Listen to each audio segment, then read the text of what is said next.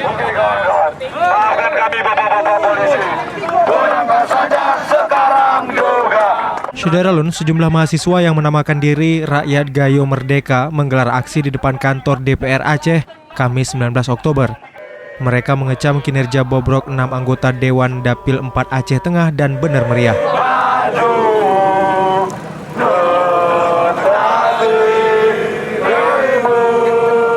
Aksi tersebut merupakan bentuk kekecewaan masyarakat Gayo atas kinerja anggota Dewan yang saat ini tengah menjabat namun dianggap tidak memperjuangkan kepentingan masyarakat Gayo di level Provinsi Aceh. Terhadap pembangunan di Gayo, yang mana di Gayo itu sekarang banyak tertinggal, padahal kita telah mengirimkan 6 wakil di sana. Itu terlihat dari ada prolegnas, di mana bagian Gayo sama sekali tidak tersentuh, dan kami sangat berharap kepada Gubernur Aceh jangan ada tebang pilih dalam hal pembangunan.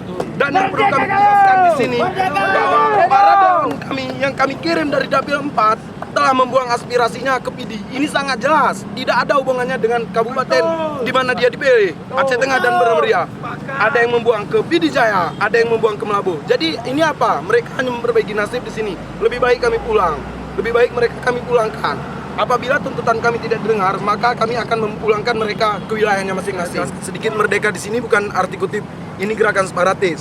Ini adalah memerdekakan hak rakyat yang telah terbelenggu, yang kami titipkan kepada para dewan-dewan di sini yang hanya mengikuti acara seremonial. Dari Banda Aceh, Muhammad Ansar, Serambi On TV.